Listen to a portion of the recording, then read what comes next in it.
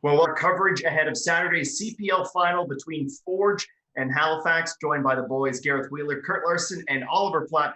I'm Adam Jenkins. Great to have everyone here. Gentlemen, how are we doing today? It's been a bit of an interesting one to have so much time between games. And Ollie, I understand you just came back from Halifax training. So let's start there. How's Halifax today? Good.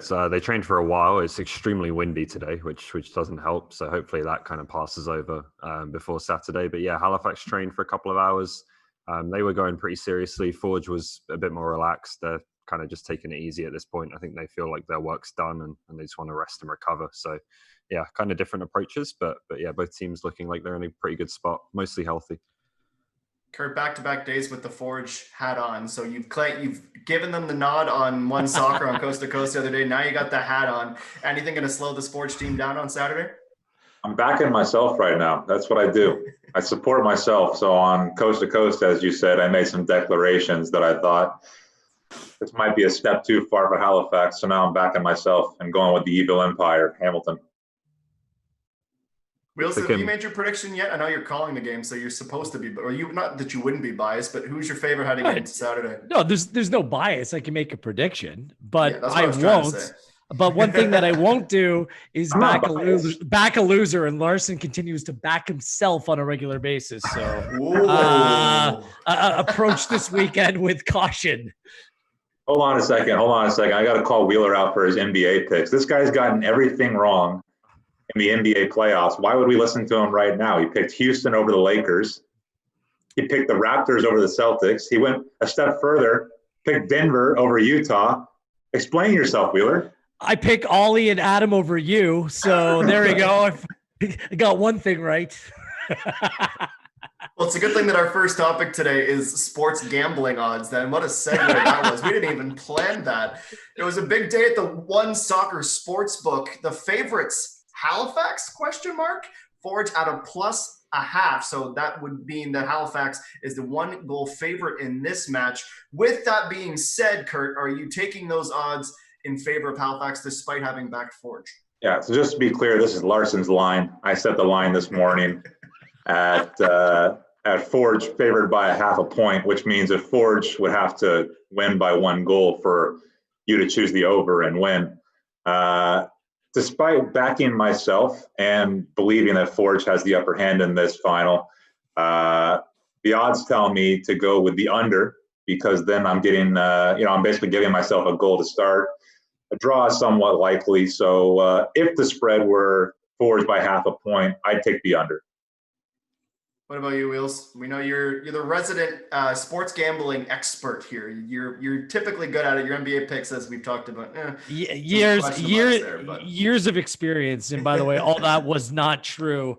You got to go with Halifax and the +0.5 on this one. Just look at the last 4 results between these two teams. 4 draws. Right there.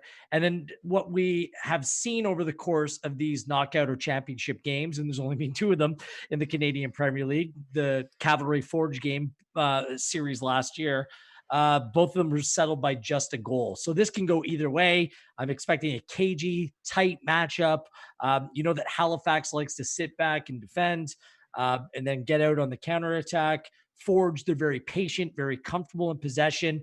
I think that means like it's going to be an intriguing matchup, but probably not a lot of goals. So I'm with Kurt on this one. I'm going Halifax and the +0.5. Take the points. Maybe that's a kiss of death. Okay, Ollie, you know the team better than anyone. You've seen them every single day for the most part for the past 6 weeks. What are you taking on Larson's line? I don't really understand the North American odds, so I'm not quite sure how this works, but I think it's too close to call. So I think that means I'm taking the under. Yeah.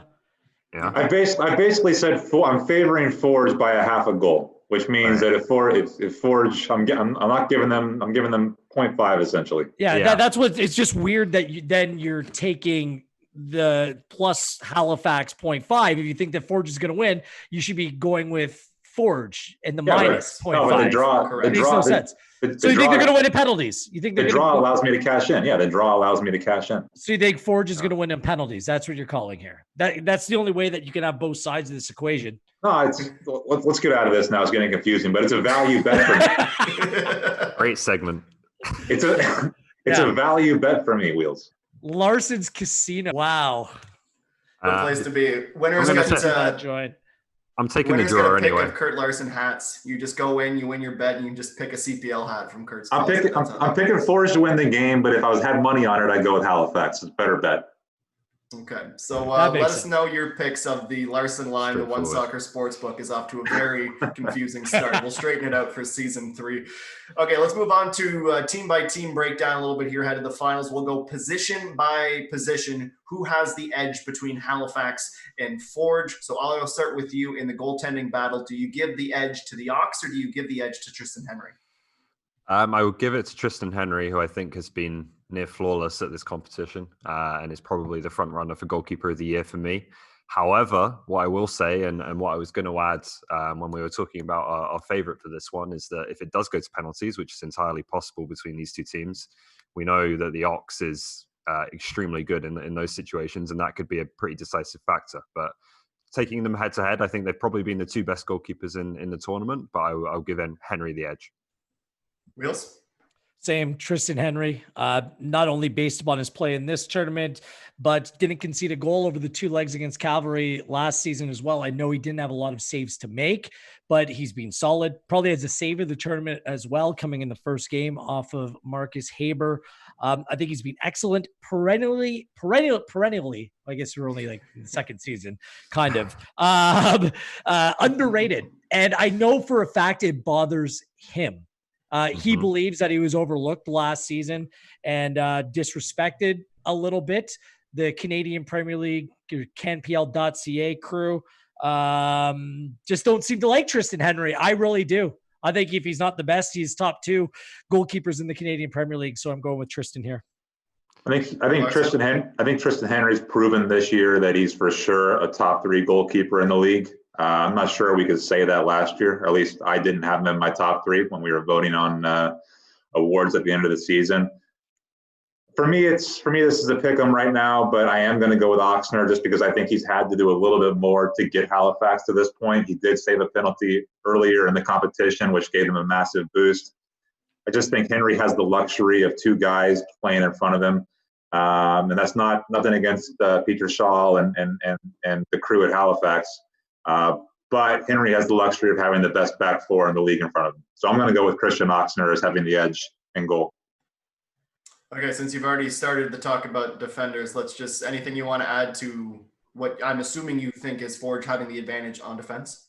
It's Forge, and it's not just because of Crutzen and David Edgar, who I think now have probably proven to be the best defensive tandem in the league. Talked a lot about Cavalry last year and that back 3. I now think that Edgar and Crutzen have moved in front of them for kind of the best center back partnership. But it's also about Dom Staniel at right fullback, and I believe Kwame Awu will probably start at left fullback for Bobby Smirniotis on Saturday. So it's the entire back 4. I don't even think it's that close. I think it's a real concern for Halifax heading into this match, despite how improved they've been. Ollie, you saw them at training today, and obviously Stephen Hart's still working out some final lineup decisions. So is it safe to say that while we're pretty confident who we'll see for Forge, there's still some question marks for Halifax? There could be, yeah. I think I look at left back, and obviously De Carolis is an important player in terms of the leadership for them, but I think Restrepo's maybe played a bit better, so I'll be interested to see who they decide there. I think the other 3 will be Ensa, Schala, and Jeff Rad. I don't think there's much doubt there. And that's been a good backline. Those 2 centre-backs in particular, they're just both man mountains, right? So you got to try and move them around and draw them out of position a little bit. But the way that the Forge defence seems to just dial in at this time of year, they did it last year. Through the second round, they conceded 1 goal, and it was Jonsson giving the ball away, 20 yards from his own net. So they've been just so difficult to break down once again, and I can't look past that unit for the best defense in the league. Adam, aren't you concerned though? Aren't you concerned after conceding 5 goals to Pacific and just the way the back line looked? And it was a nothing game, but they weren't sharp at the back. And you absolutely have to give Forge the edge here. Yeah, I think Jaffrard especially looked his most vulnerable against Pacific, and like you say, a meaningless game. I still am very high on Shali, and I think Gensas had a really good tournament as well. But just in terms of the overall 4, I would definitely give the edge to Forge. What say you, Gareth Wheeler? Defensively, I like Forge better, just because of Edgar and Crutzen. They've been excellent over the course of this tournament. And it's not just the back four, it's the way that the team plays and keeps the ball.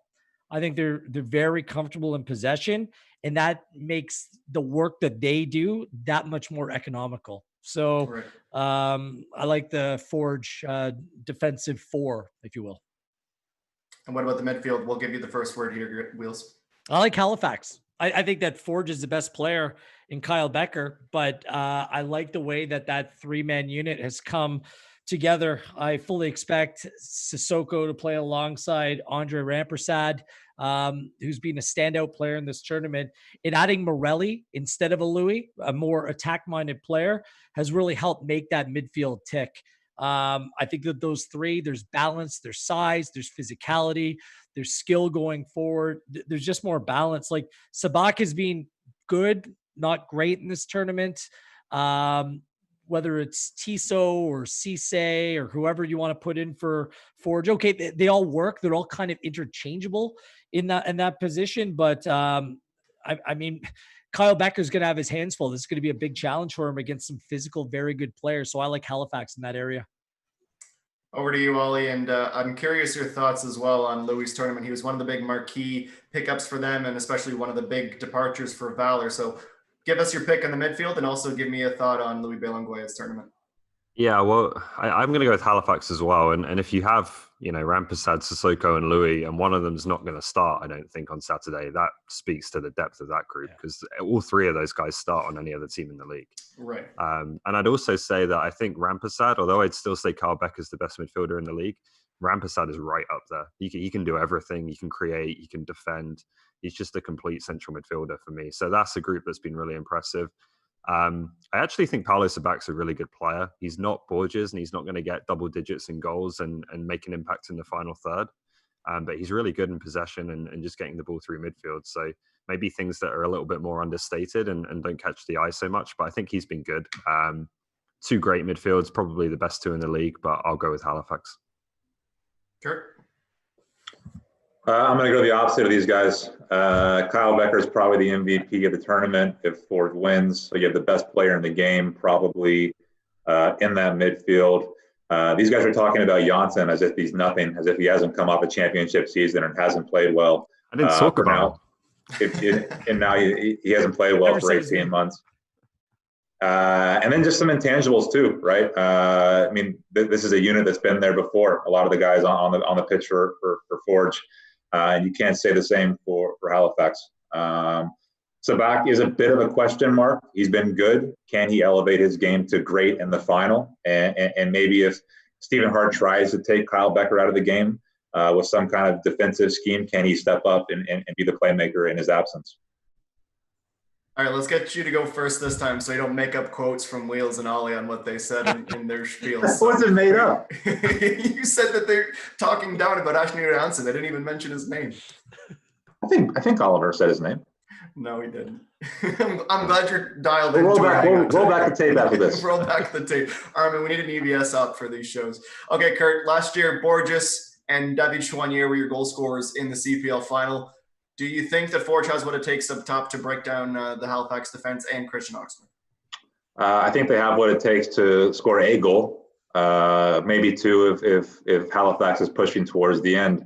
They're certainly not going to light it up because I think Halifax has the best kind of attacking unit here. We'll call it the front three. My guy Alex Marshall, Garcia's going to win the Golden Boot of the tournament.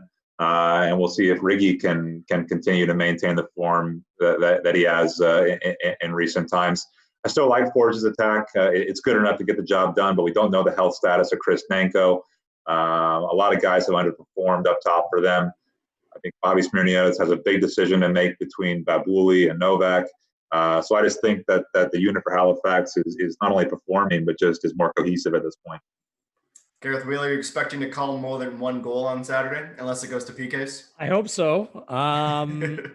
But I'm with Kurt. I like Halifax and their attacking unit more than Forge right now. It's not because Forge doesn't have the players. It's just the fluidity right now and working within a system goes with Halifax. They have such few chances of all the teams in terms of chances per game in this tournament. I believe they're dead last, like of all teams that have played at the Island Games, but they're efficient in front of goal and they attack with purpose and they have speed up top. I think that Smirniotis has kind of looked for that other player. I think you're right, Kurt. Decision to make, Novak or Babuli, but other decisions to make as well. I think that Chouanier should start on the right-hand side, but who starts on the left?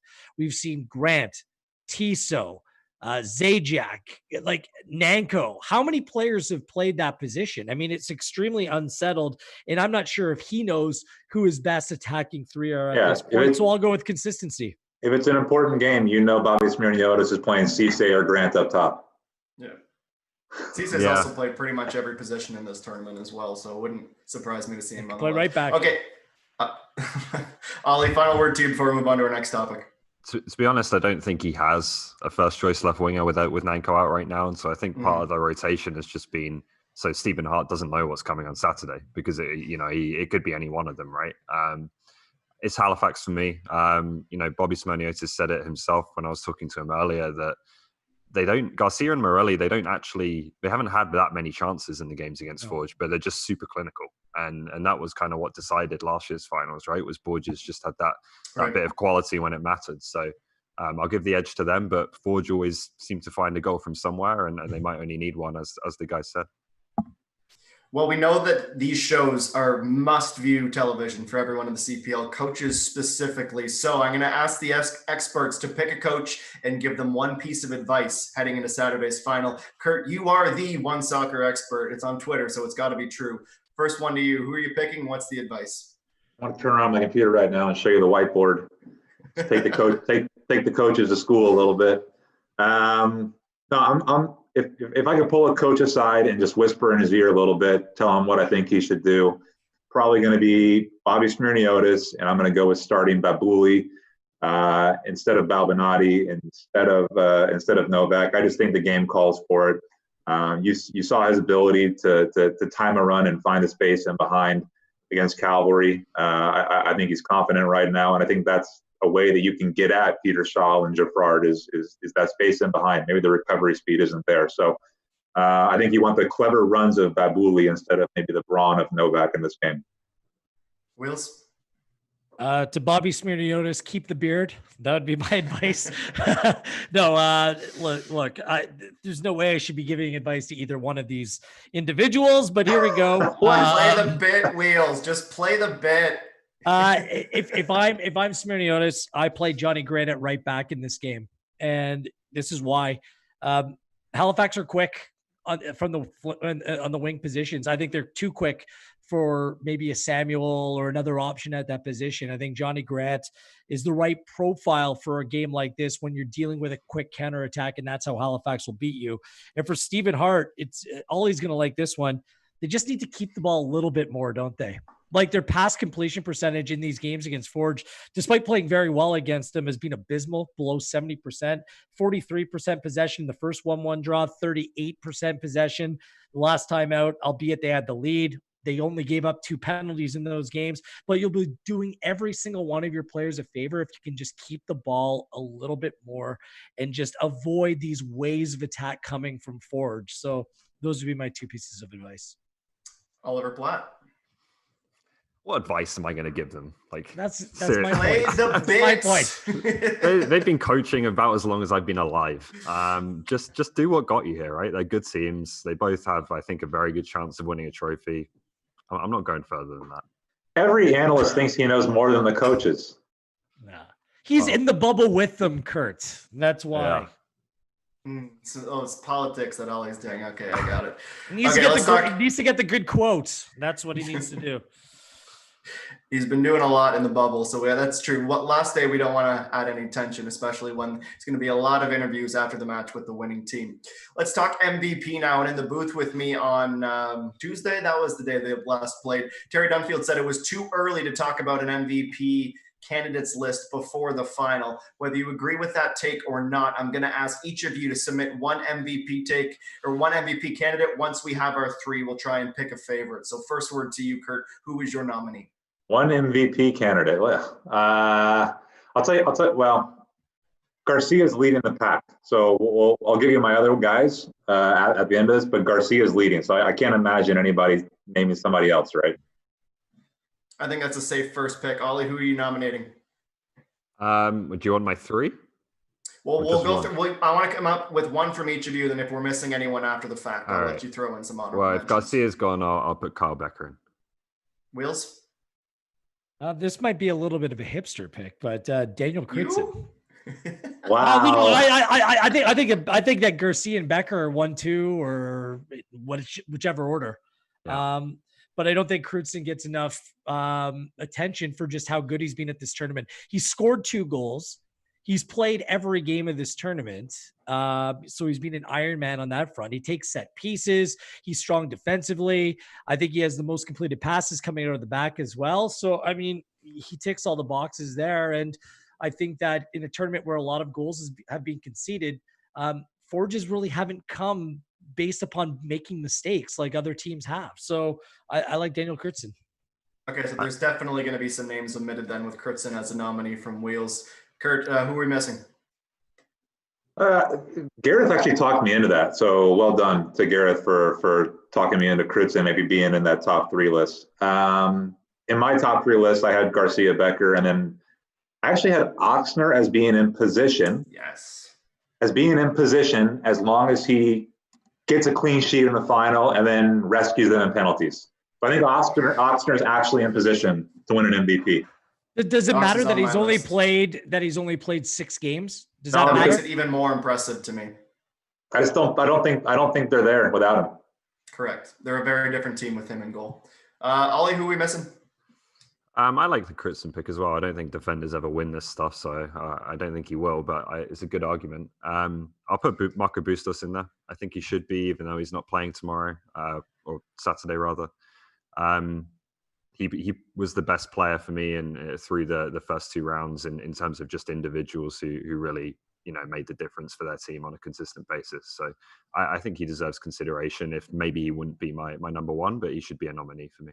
See, now you're opening up a box. Like, I mean, if we're going to go with most important players for a team, then it's Andrew Jean-Baptiste, a Valor. Like, when he got hurt, the wheels fell off, and then they were out of contention of moving on. And he played 5 games. He played 5 games plus about 10 minutes, which is just a little bit less than Christian Oxner, who you're putting in your top 3. I just makes no sense for me. Listen, I don't put Bustos, I don't put Jean-Baptiste, I don't put any of these other players in the mix. Your team has to be in the final, so I'm limiting my MVP conversation to players coming from Forge and players coming from Halifax. I like the Baptiste shout because of the sunglasses he was wearing on the touchline when he was injured. Awesome. I thought he looked so cool. This is the Dunfield's take, I think, is the right one. On how you probably have to be in the final and maybe even win the final to be an MVP. My only exception would be if you've had an exceptional season, something so far above and beyond comprehension that we have no choice but to give it to you. So if Marco Bustos had scored 8 goals with 3 assists in the competition, then I think we would have given it to him just based on the numbers. But let's be honest. If Critson or Morelli or Rampersad don't do anything crazy, just something simply amazing come Saturday, it's going to be one of 2 players, Becker or Garcia, right? Like, come on. Like, Becker's probably being the best player in this tournament, and Garcia's being the best attacking player in this tournament. So that's what it comes down to for me. Yeah, I agree with that. All right, then. We're agreeing. You agree? Can we make it unanimous? You agree with my Oxner pick for 3rd? I'm surprised. No. I'm with you, Kurt. I'll give you some love. I think that's a really good show.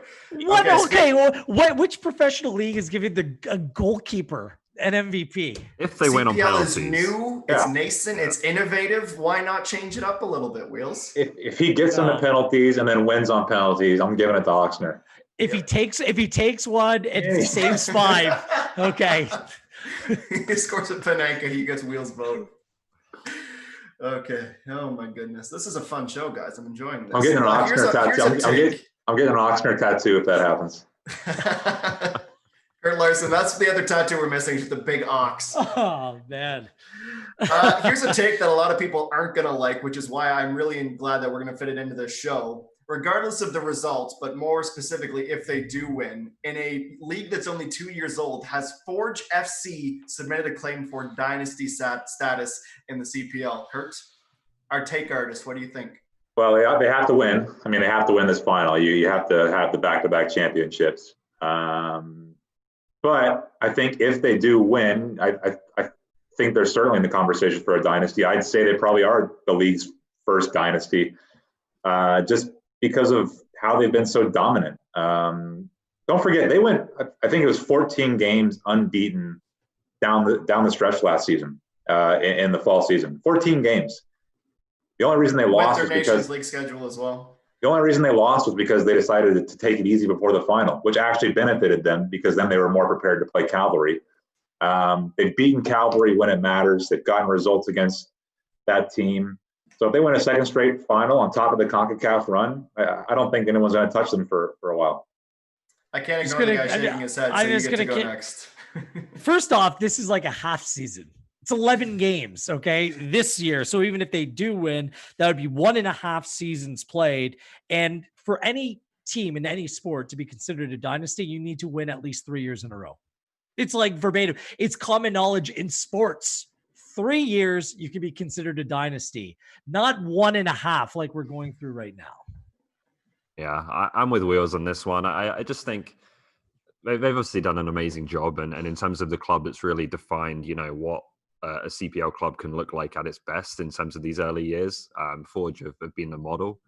But we're talking about, a season that was realistically a 2-horse race last year and then a tournament this year, right? So I don't think you can say that we're in dynasty status at this stage. No, they didn't. So what do they gotta do? Hold on. They didn't win the spring or fall seasons last year either. And they weren't the team that went furthest in the Canadian Championship. So I don't know where you're coming up with this from. Is that Tommy Wheeldon texting you right now? You're looking down at your phone. It's just absolutely insane to suggest that. But go ahead. You have a final word. I'm suggesting it. Said your piece. I'm suggesting it. Yeah, I'm suggesting it. It's crazy. Okay. All right, guys, quickly. One player you're most excited to watch on Saturday. Start with you, Kurt. I'm going with Alex Marshall. Oxner. I was going to say Oxner, but then why do you hate Alex Marshall so much? Oh, this took a turn. I don't hate Alex Marshall. I just think that you are like you're Flava Flav on him. Like you're his like hype machine. You're his hype man right now. Well, I think much like Paulo Sabac, he comes in, he's incredibly talented, but he's being good, not great. That's kind of my stance on him. He's been building up to this moment. I think Stephen Hart has been building him up to this moment. Maybe. So I'm looking for two things on Saturday. I'm backing myself because I picked Forge to win the game, so now I have no choice but to do that. But I'm also backing Alex Marshall to have a great performance, so I can tell you I told you so. Who are you most excited for, Wills? He's going to get a Marshall tat here, an Oxner tat here. There's a lot of real estate available. His Cavalry tat here, his Forge Dynasty tat. Oh, I love it. I got a player. CPL arm sleeve for Kurt Larson. Yeah, exactly. Adam Jenkins. I got a player for each team, actually. I really love watching Chouanier play. And he was obviously played a part in last year's final. And speaking of Bobby Smirniotis, he's told me that of the players that he's given license to step up, he really has over this tournament. He has caught the eye. He's so talented on the ball. And against a defensive group like Halifax, a player like him, a little bit of individual brilliance could maybe be the difference here. And for Halifax, I've just really loved the way that he's played the entire tournament. It's Sissoko because he does a little bit of everything. I think his passing is exceptional. He's a beast in the midfield. And I think he's going to show come this final why some MLS teams are really interested in this player and why the future is so bright around Abubakar Sissoko. Let me just say, sorry, go ahead. Gareth, you might be the first player to ever say he's excited to watch a defensive midfielder hold his own in a game. That's my favorite position on the field, and I think that it is critical to be able to control the game. And I think that he's proven that he can do that. Wheels, you've done a sensational job today, walking straight down the middle and not revealing any bias. I commend you on that. Almost out of time, but Oliver Platt will give you the final word of the day. Who are you most excited to see on Saturday? I'm going to go with Paulo Sabac. because as I said earlier, I think he's been better than people have given him credit for at this tournament, and he's going to need to have a really big game, whether it's Louis, whether it's Sissoko. That's a physical Halifax midfield. They're not afraid to kick you and make their presence felt early on, and he's going to have to deal with that and rise to the occasion. So I'm interested to see how he can do that. We know Kyle Becker will, but they need to back to be that guy who can get the ball through midfield as well, and crucially not give it away in bad areas, because that's where Halifax thrive. Well, gents, that's all of our time for today. We'll be back on the Hangout tomorrow. Before you click away from this window, make sure you subscribe, like the video, and follow us on social media if you haven't already. There's been Ollie, it's been Kurt, it's been Wheels. Great job, everyone, and I'm excited to see the Kurt Larson tattoo photoshops on social media. We'll talk to you tomorrow on the One Soccer Hangout.